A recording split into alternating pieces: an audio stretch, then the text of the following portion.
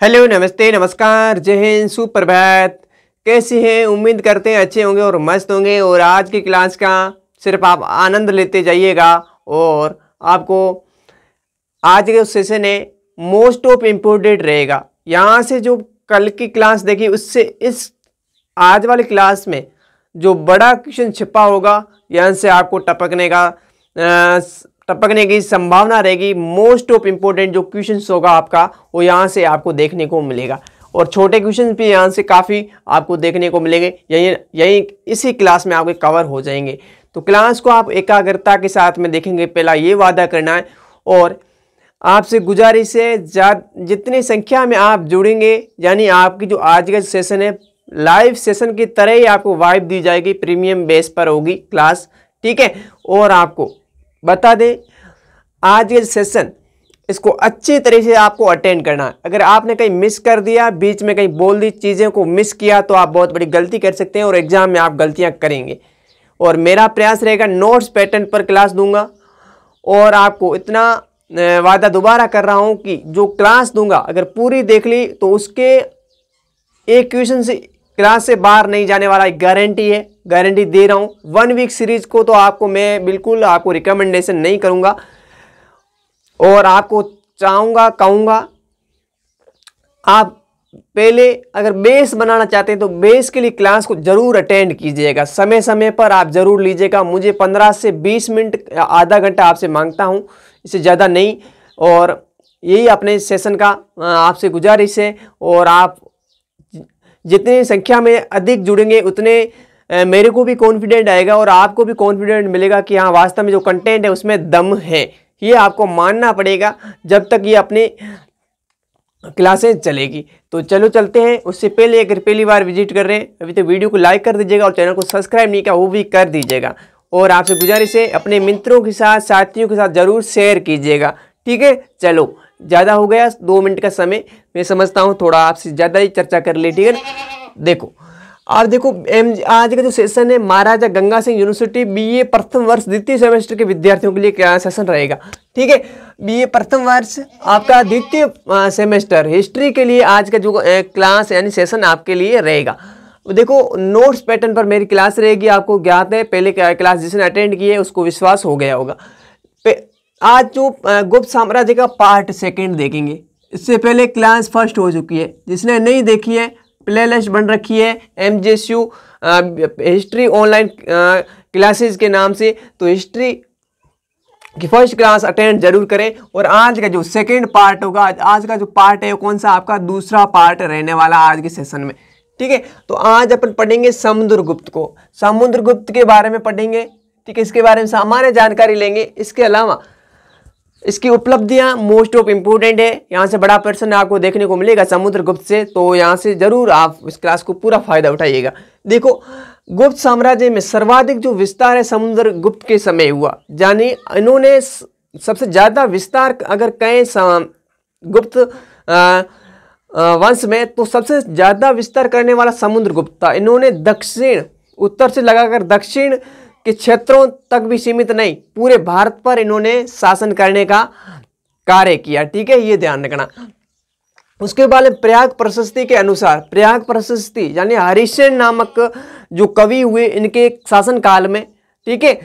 तो इनके अधिकारी उन्होंने प्रयाग प्रशस्ति के अनुसार समुद्रगुप्त को अपने भाइयों यानी तुल्य कुल्ज से उत्तराधिकारी युद्ध का भी सामना करना पड़ा। यूं कहें समुद्रगुप्त को अपने भाइयों से भी युद्ध करना पड़ा, ये आपको ध्यान रखना है। उसके बाद में लिखिएगा समुद्रगुप्त की उपाधियां। इन्होंने कुछ उपाधियां भी धारण की है, जैसे कि पहली है कविराज, यानी ये कविराज की उपाधि भी इन्होंने धारण की। अब कविराज के विषय में मैं बता देता हूं, कविराज की उपाधि इसके पीछे क्या लॉजिक है। तो कविराज यानी ये क्या था, एक प्रकार से कविता, यानी इन्होंने अपने एक रचना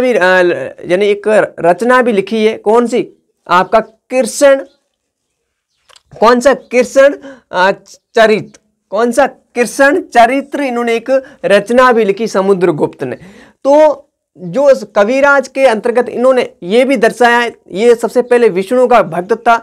बौद्ध धर्म को भी इन्होंने अपनाने का प्रयास किया, यानी सभी धर्मों के प्रति ये अपने खुद को झोंकने का प्रयास करता, यानी सभी धर्मों को आदरपूर्वक ये मानता था समुद्रगुप्त। तो इन्होंने कविराज की उपाधि धारण की है और वीणा बजाते हुए इनकी आपके स्मृतियां, यूं कहें इनके चित्र भी आपको देखने को मिलेंगे वीणा बजाते हुए, ठीक है, वीणा के साथ में।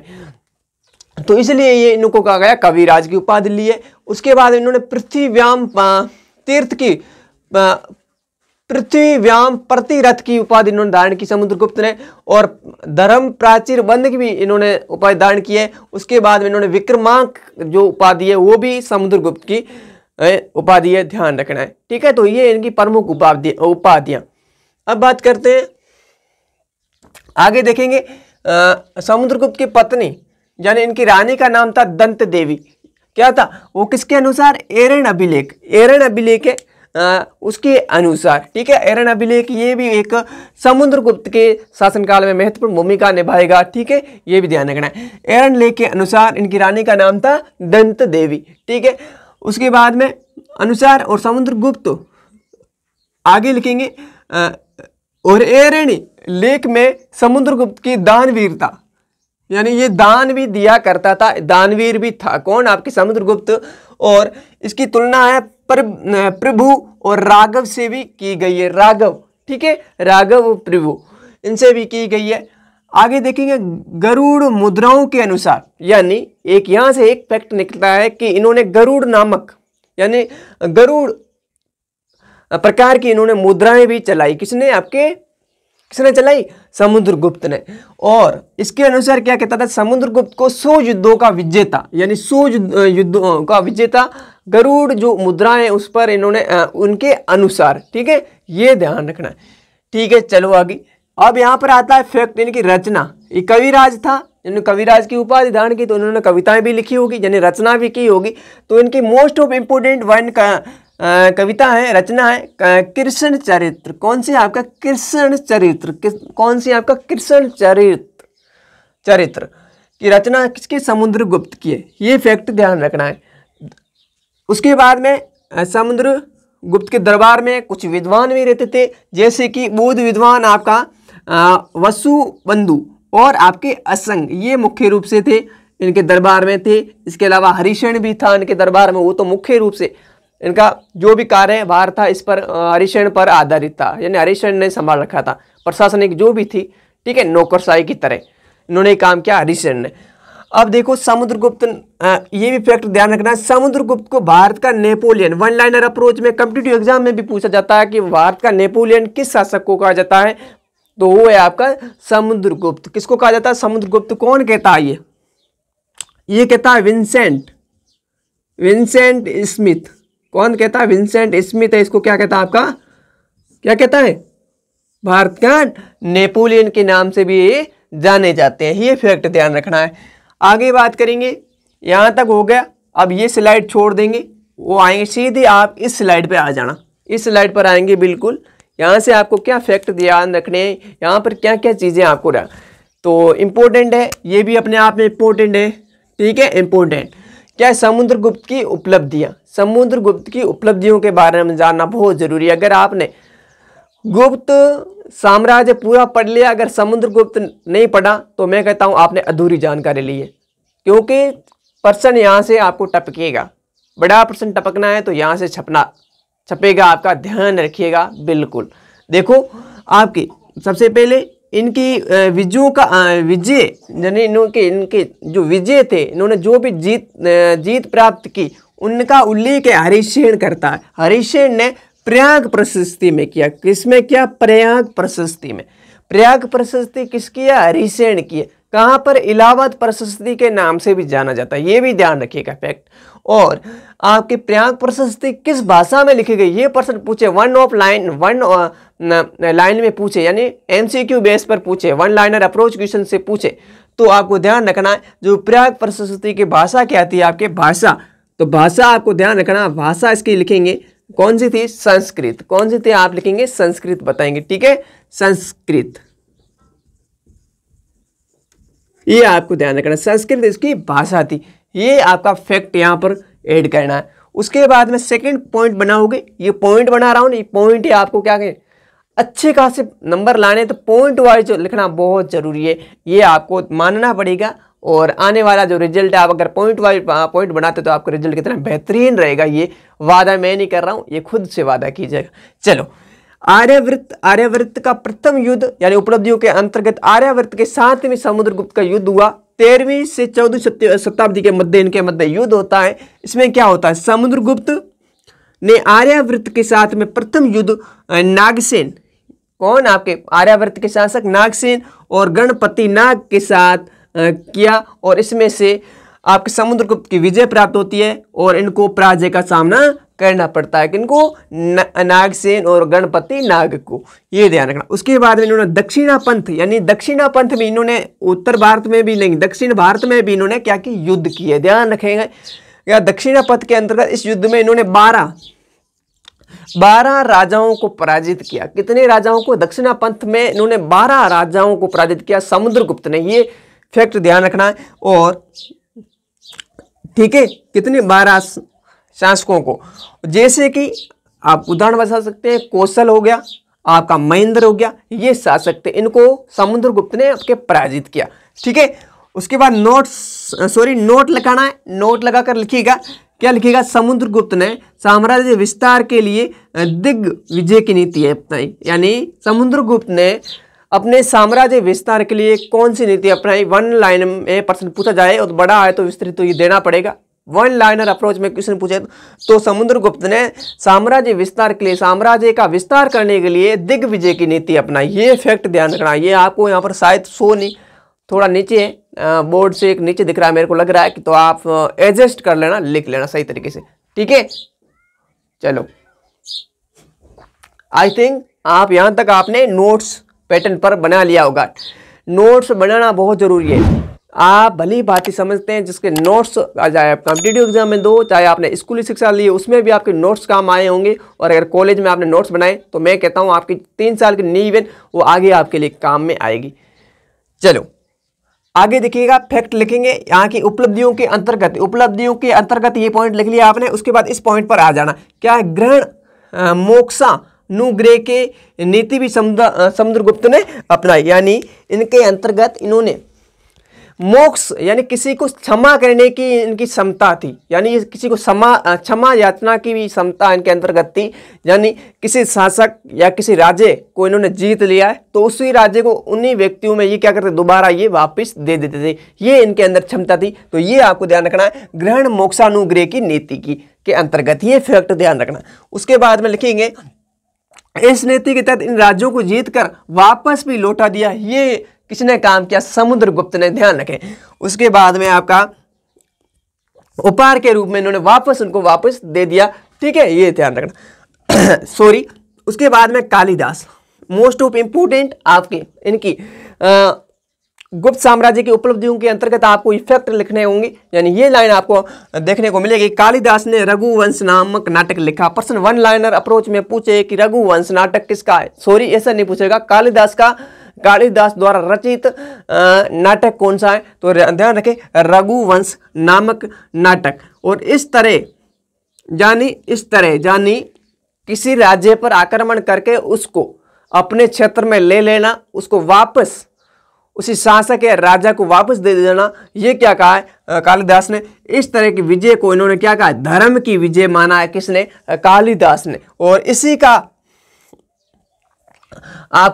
का अगुवाई करते हो, यानी इसी का मत के अनुसार ऐसा ही फैक्ट आपके राय चौधरी ने भी दिया है। क्या कहा कि दक्षिण की जो विजय है उसको धर्म की विजय भी कहा है। किसने, आपके राय चौधरी ने विजय की संज्ञा दी है। तो ये आपका समुद्रगुप्त की उपलब्धियां। अब उपलब्धियां और भी लिखेंगे, ये स्क्रीन के ऊपर मैं इसको क्लीन करूंगा। उसके बाद में आप पॉइंट लिखेंगे, क्या लिखेंगे आप, आर्यवर्त का द्वितीय युद्ध लिखना अपने को, अभी इसी क्लास में लिखेंगे। उसके बाद में अश्वमेघ यज्ञ के बारे में बताना है। उसके बाद में प्रयाग प्रशस्ति, ये आपके 3 पॉइंट अभी बाकी है।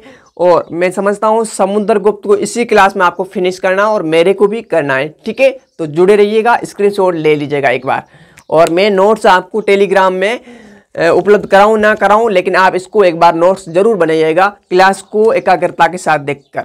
चलो क्लास छोड़ कर तो नहीं गई है ना, जुड़े रहना जरूरी है, जुड़े रहिएगा, ठीक है। चलो आगे टॉपिक है उपलब्धियों के अंतर्गत समुद्रगुप्त की उपलब्धियां देख रहे थे, तो आगे लिखिएगा, हेडिंग डालिएगा आर्यवर्त का द्वितीय युद्ध, यानी समुद्रगुप्त का आर्यवर्त के साथ द्वितीय युद्ध। इसमें देखिएगा, इस युद्ध में समुद्रगुप्त ने, आर्यवर्त का मतलब है आर्यवर्त के जो शासक थे, यानी भारत को कई नामों से जाना जाता है, उसके अंतर्गत आर्यवर्त के नाम से भी जाना गया, यानी आर्यवर्त के जो शासक थे, यानी समुद्रगुप्त ने आर्यवर्त के अंतर्गत जो शासक थे यानी राजा थे, उनमें से 9 राजाओं को उन्होंने पराजित किया समुद्रगुप्त ने, ठीक है। और उनमें से जैसे कि उन्होंने रुद्रदेव को पराजित किया, मतिल को किया और नागदत्त किया, ये आर्यवर्त के राजा थे, उनमें से मैंने 3 आपको दिए, ठीक है। और इन राजाओं के प्रति समुद्रगुप्त ने प्रसबोधन की नीति अपनाई। किस प्रकार से की? प्रसबोधन, दिग्विजय की नीतियां, इस प्रकार से नीतियां अपनाते थे, तो ये भी एक प्रकार से नीति थी। और उसके बाद में सीमावर्ती राज्यों के साथ में इनकी विजय, जैसे कि आपके हो गया पूर्वी बंगाल, कौन सा आपका? पूर्वी बंगाल हो गया आपका, असम हो गया, यूं कहें तो पूर्वी भारत, इस प्रकार से भारत का मैप है, तो आपका पूर्वी बंगाल यानी बंगाल का क्षेत्र इस तरफ है, यानी पूर्वी, यानी कौन सा? दक्षिण पूर्व वाला इलाका है, यहाँ पर इन्होंने क्या किया? विजय प्राप्त की इन क्षेत्रों पर भी। उसके बाद डालेंगे विदेशी शासकों के साथ भी इन्होंने विजय प्राप्त किए। समुद्रगुप्त के समकालीन वंश जैसे कि केदार हो गया, कुषाण हो गया, शुंग हो गया, इनके साथ भी इनकी युद्ध होता है इनके साथ, और इनसे ये विजय प्राप्त करते हैं, इनके साथ भी ये इनको हराते हैं। और उसके बाद में एक आता है रुद्र सिंह III के नाम से, इनको भी इन्होंने पराजित किया। और इसके बाद समुद्रगुप्त की जो अधीनता है ये भी इन्होंने स्वीकार कर ली, ये ध्यान रखना है, ठीक है। तो ये आपको इसके अंतर्गत, उसके बाद मोस्ट इंपोर्टेंट आता है आपका अश्वमेध यज्ञ। अश्वमेध यज्ञ एक्चुअली क्या होता है ये अश्वमेध यज्ञ, तो इसके बारे में थोड़ा बहुत डिटेल बताते हैं आपको, थोड़ी सी कहानी बताते हैं। क्या होता है कि एक प्रकार से घोड़ा होता है, यानी आपका अश्व यानी घोड़ा, उसके ऊपर एक साथ में बांध दी जाती है, तो घोड़ा जहां पर भी कोई व्यक्ति पकड़ता था, कोई राजा पकड़ता था, तो उसके साथ क्या करते थे ये राजा लोग? एक दूसरे के प्रति यानी एक दूसरे के विपरीत युद्ध करते थे एक दूसरे के साथ में, ठीक है। ये होता था अश्वमेध यज्ञ, ठीक है। तो अश्वमेध यज्ञ के अंतर्गत इन्होंने अपनी विजयों के उपलक्ष्य में समुद्रगुप्त ने अश्वमेध यज्ञ करवाए, ठीक है। और इसकी जानकारी हमें मिलती है अश्वमेध मुद्रा और स्कंदगुप्त का भीतरी लेख, इनके माध्यम से हमें जानकारी मिलती है कि समुद्रगुप्त ने अश्वमेध यज्ञ करवाए। और अश्वमेध यज्ञ करने वाले शासकों की बात करें तो आपके 2 शासक थे, कौन सा? एक तो समुद्रगुप्त था, खुद समुद्रगुप्त, एक तो समुद्रगुप्त था आपका, और एक था आपका कौन सा? दूसरा कौन सा था आपका? कुमारगुप्त प्रथम। कौन सा था? कुमारगुप्त प्रथम ये शासक थे, इन्होंने आपके अश्वमेध यज्ञ करवाए गुप्त वंश के शासकों में, ठीक है। उसके बाद में लिखेंगे भीतरी लेख में समुद्रगुप्त की तुलना भगवान वरुण और इंद्र से भी की गई है। किसके अंतर्गत? भीतरी अभिलेख के अंतर्गत। और इसमें यह भी बताया गया कि समुद्रगुप्त को लाखों गाय और स्वर्ण मुद्राएं दान देने वाला भी बताया गया, किसमें? भीतरी अभिलेख या लेख के अंतर्गत, ये ध्यान रखिएगा। उसके बाद में आता है मोस्ट इंपोर्टेंट आपका फैक्ट, प्रयाग प्रशस्ति को इलाहाबाद प्रशस्ति के नाम से भी जाना जाता है, ये ध्यान रखें, ठीक है। तो इसके रचनाकार यानी प्रयाग प्रशस्ति आपको लिखना है, प्रयाग प्रशस्ति की रचना हरिशन ने की और इसकी भाषा संस्कृत थी, ठीक है, ये आपको फैक्ट लिखना है। और प्रयाग प्रशस्ति यानी अशोक के कौशाम्बी अभिलेख पर भी उत्कीर्ण की गई, यानी इन्होंने भी करवाया, यानी अशोक ने भी अपने कौशाम्बी जो अभिलेख है उस पर भी इन्होंने प्रशस्ति लिखवाने का काम किया। उसके बाद में लिखेंगे धर्म प्रचार बंधु उपाधि, यानी आपके प्रयाग प्रशस्ति में क्या है? समुद्रगुप्त ने प्रयाग प्रशस्ति कौन सी? प्रयाग प्रशस्ति के अनुसार समुद्रगुप्त ने धर्म प्रचार बंधु की उपाधि भी धारण की। ये फैक्ट रखना है आपको, ठीक है। यहां तक हो गया। उसके बाद में प्रयाग प्रशस्ति ब्राह्मी, कौन सी? आपकी ब्राह्मी लिपि में लिखी गई। कौन सी? प्रयाग प्रश्न पूछा जाए वन लाइनर अप्रोच में कि प्रयाग प्रशस्ति किस लिपि में लिखी गई, तो होती ब्राह्मी और आपका विशुद्ध संस्कृत यानी शुद्ध संस्कृत में ये लिखी गई प्रयाग प्रशस्ति, ठीक है। इलाहाबाद प्रशस्ति जो हरिशरण द्वारा लिखी गई। और ये फैक्ट ध्यान रखना है क्या, गद्य और पद्य, यानी ये गद्य में भी गद्य शैली में था और पद्य शैली था, दोनों शैली में लिखा गया, तो इसीलिए इसे कहा गया चंपू शैली। कैसी शैली? आपके चंपू शैली भी इसे कहते हैं। कैसी शैली? जो गद्य और पद्य दोनों प्रकार से लिखा जाए साहित्य, तो वो क्या कहा जाता है? चंपू साहित्य के नाम से जाता है चंपू शैली, ठीक है। ये ध्यान रखना है। और प्रयाग प्रशस्ति में समुद्रगुप्त को पृथ्वी पर निवास करने वाला देवता भी माना गया है, यानी बताया गया। ध्यान रखना ये फैक्ट। इसके अलावा प्रयाग प्रशस्ति में बीरबल और मुगल शासक आपका कौन सा? मुगल शासक आपका जहांगीर ने भी प्रयाग प्रशस्ति उत्तीर्ण करवाई। तो ये फैक्ट है आपके आज के सेशन के अंतर्गत। उम्मीद है कि आपको आज का सेशन बिल्कुल पसंद आया होगा। एकाग्रता के साथ जिसने देखा है तो बिल्कुल फायदा होगा 100% आपके परीक्षा में। इनसे बनने वाले जितने भी क्वेश्चन है आपको मैं जैसे जैसे ये टॉपिक पूरे होंगे तो आपको मैं क्लासों के अंतर्गत जैसे जैसे फर्स्ट यूनिट कंप्लीट होगी उसके बाद मैं आपको क्वेश्चन भी करवाऊंगा। छोटे छोटे जितने भी क्वेश्चन बनते हैं वो आपको पहले करवाऊंगा। उसके परीक्षा से पहले आपसे बड़े प्रश्न भी करवाए जाएंगे। तो उम्मीद है कि आप पूरी सेशन को अच्छी तरह से आपने अटेंड किया होगा 15 से 20 मिनट की क्लास को, और ऐसी एकाग्रता के साथ देखिएगा। और आपसे गुजारिश है जितनी संख्या में आप जुड़ेंगे, जितनी संख्या में आप पार्टिसिपेट करेंगे, उतना मेरे लिए कॉन्फिडेंट मुझे भी मिलेगा कि हाँ जो कर रहा हूँ वास्तव में एक जो लेवल लेकर उठ रहा हूँ, यानी जिस लेवल को मैंने उठाया कॉलेज के विद्यार्थियों का, मैं समझता हूँ आप जरूर सहयोग कीजिएगा। और अपने मित्र जितने भी है शेयर कर दीजिएगा। एक मित्र कम से कम 5 को शेयर करेगा तो मैं समझता हूँ कि अच्छा खासा अपना परिवार भी हो जाएगा, ठीक है। तो उम्मीद है क्लास पसंद आई होगी। अगर पसंद आई तो लाइक कर दीजिएगा। आज का सेशन कैसा लगा कमेंट करके जरूर बताइएगा। कमेंट नहीं करते हैं, कमेंट करिएगा, ठीक है। उसके बाद में नेक्स्ट सेशन के लिए मैं प्रेरित होता हूँ। तो तब तक के लिए जय हिंद, मिलते हैं आपके नेक्स्ट टॉपिक के साथ। तब तक के लिए जय हिंद, वंदे मातरम, टेक केयर।